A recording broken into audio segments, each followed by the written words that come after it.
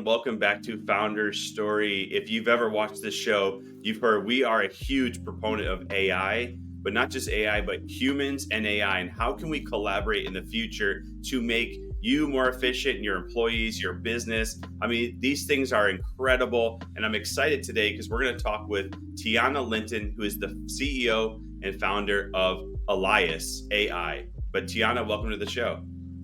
Thank you. Thanks for having me. You got the name right. So I know that you're redefining productivity. You're really doing this collaboration between AI and human, and you want to make business and people better in the future. Before we dive into your story and why you're even doing this and what are you solving, because I know it's a need, let's talk about you. What made you not only want to get into AI, but how do you see the future of this AI human collaboration? Getting into AI, I kind of fell into it. I don't have a technical background, but I own a marketing agency. So part of what we have to do is set up the back-end systems for our clients to ensure that any leads that come in are able to be handled well and don't get lost.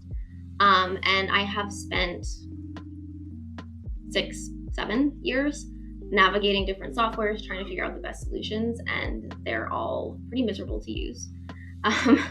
I find that I want a one-stop solution. Most of them require multiple plugins in order to do what I want.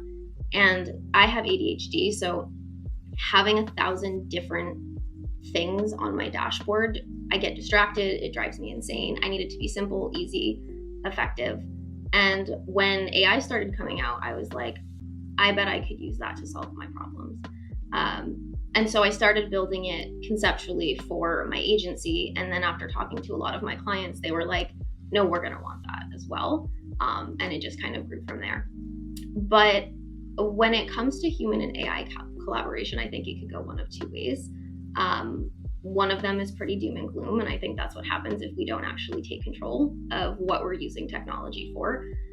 If you look at what happened with social media, I don't think that we can really rely on the government to be able to be fast enough to keep up with the pace that technology evolves to put regulations in place.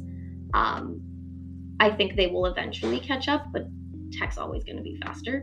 So if you think about AI and its capacity to learn on its own, I think it gets concerning. So my entire platform is that AI can be an amazing tool, but we have to remember that it's a tool. Things like replacing creative work seem silly because that's the stuff that humans enjoy. That's what really fills people up. And I think that if we can look at AI as a tool and look at it as something to be cautious with, then it can advance us substantially. But the caveat of that is if we are not intentional about how we use it, what information we give it, the restrictions that we put in around it, and including safeguards, then I think it can be extremely detrimental long-term for humanity.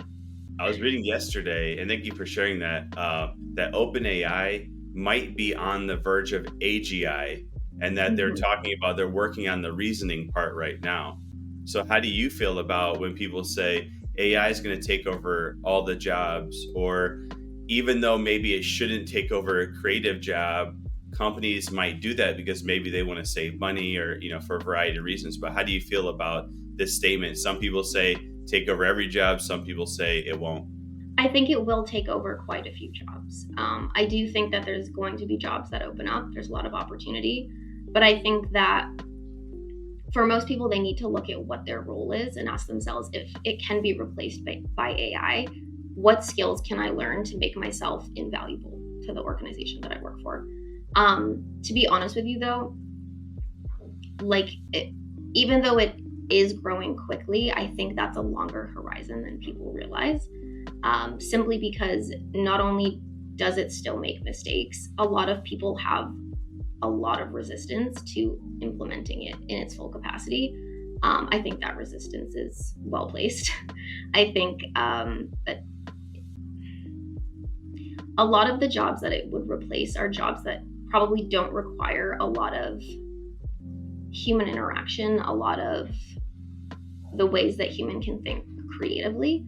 Anything like the data analysis, things like that, why wouldn't you use an AI to do that? It's going to be faster, it's going to be better, more accurate. But then you think about things like assistance. Okay, it can take a lot of your workload off your plate, but that just means that you can get better at the actual human interaction side. So I talk a lot about reskilling. I think that organizations should be thinking about that right now. One of our clients is an HR consultancy, and it's not something that any of her clients have even started to consider. But I think people think that AI is a lot like the internet boom, where it's not actually going to like do anything miraculous yet, and then it's going to have this big bubble that pops, and it's like, I think it's different, simply because the internet was not self-learning. You know what I mean? I think the idea of having a self-learning tool can be really beneficial, and that's what we're building into our CRM product management platform. But as a human being, you have an ability to interact with people in a way that technology can't. Like if you think about how many times you've gotten like the robocaller when you've called like the store, and you're just like, I swear to God, if I don't reach a person, I'm gonna lose my mind, like just pressing 0.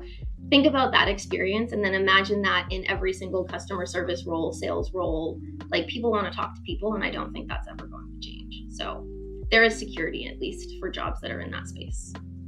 Thank you for sharing that. I appreciate that. And I really enjoyed the perspectives of what the future is going to be like. And I think businesses are prime to benefit right now. The great thing is we don't have to wait, a few months, a few years. Like you said, the internet took many years and to get to this point. We don't have to wait. Now we can use AI, we can leverage it as business owners in our business, and we can maximize productivity. We can make more money from this right now. So tell me more about how your app, your software is allowing business owners to be more productive. And I enjoyed your story of the reasons why you created it and the problems you're solving, but where do you see this going in the future? So it's not only just productivity, but it's overall, think about the amount of mundane tasks that you do throughout your day that take up time, whether it's sending an email, looking through notifications, everything from populating the data that you need, trying to navigate the platforms that you're currently using. Imagine if you took ChatGPT and the way that you just ask it for what you need, and that was almost your own business assistant built into your software. The way that I've structured it this way, where it's basically like an empty dashboard, is because I want it to be something where I can be like, hey, Allie, that's the AI's name in our software. Can you bring up the data from the last sales call I had with so-and-so? And then she can populate it. I can look through it. I can ask her to send an email. I want it to feel and be as if I have an executive assistant right there that can do all of these tasks that I just want to talk and get it done. That way I can focus on the things that I need to do that require a lot more of my high level thinking and strategy. So it can fit within pretty much any business that you could think of, just simplifying and streamlining things. Because the way that it's going to process data not only is going to give you more accurate reporting, but think of how much time is wasted also with employees having to interact in a way where technology, it's supposed to make you more productive. But if you really think about most of the tech that you've had to implement, at least in the beginning, but for a long time, it doesn't make you more productive at all. It takes up way more time than it's worth. One of my colleagues always makes fun of me because she's like, you have us using these systems, but then you refuse to use them. And I'm like, yeah, because I hate them. So I'm building my own. I won't use them. It takes up too much time. There's only so much time in a day. So it's as if ChatGPT and like Siri had a baby and then you added in Salesforce. And I don't want it to be like you have to have 1,000 different plugins. Initially, you'll probably have options to add a lot of plugins. But as it grows, I want it to be a standalone software where it's the exact same thing on your computer, your tablet, your phone, easy to use. Part of that was because technology, as it advances, it almost becomes somewhat discriminatory towards older people in our organizations because they didn't grow up with this tech, they don't know how to use it, it's advancing so quickly. But if you just have a model where you ask it for what you need and it can give you what you need and it's intelligent, then it almost opens up an entire realm for people who hate tech because it scares them or it's advanced for them. so much technology that we use that I hate too. Yeah. And like I said, and I tell my team, you have to use it, but I can't stand using it. And that's not good. And I think many times it holds us back. The learning curves, there's all these things involved. And then they don't want to use it. And then you get upset with them because they're not using it, Yep. even though you tell them to use it, but you're not using it. So I can really appreciate that. And I can't wait to use the software. So I know if I go to the website, I can sign up to be on the waiting list. Mhm. And I believe that you also have some things coming down the pipeline this fall. Can you talk about that? Yeah, so we're going through a raise. Right now, we're in the process of building out our MVP. So the raise is going to go towards getting that accomplished. And then from there, we're going to, I think it's probably an 8 to 9 month time horizon until we actually launch into beta.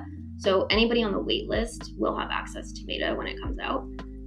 It is going to be limited though. So it's going to be only people on the wait list are going to get access, purely because I think that if I can have people who are willing to give us their feedback and help us to optimize the software for how they want to use it, and actually have them take more of a collaborative role, we can all build something that everybody wants to use, as opposed to just like me being like, I know what's best, I know what everyone wants, you know? Hey, I love beta testing software. I think it's great. The fact that people can now be collaborative with the apps and the organizations that they use is great because like you just were talking about, many times they're built, given to us, but we don't really even like them anyways, but it's the only thing. So I appreciate that. Can't wait. I'm very excited for this to come out. So make sure that you join the wait list. But if people want to join that and they want to get in touch with you, how can they do so? So if they want to join the waitlist, it's allius.ai, allius.ai. And then if they want to reach me, I believe my email is also on the website, so they can just connect with me there for anybody who's interested in joining the fundraising round. Amazing. Allius.ai. Tianna, thank you so much for joining today and sharing your thoughts on the future of everything. It's a very exciting topic. It can be scary, but let's just make this super exciting and we can make money. We can do better right now. And what else do we want? But thank you so much for joining us today on Founder Story. Yeah, thanks for having me.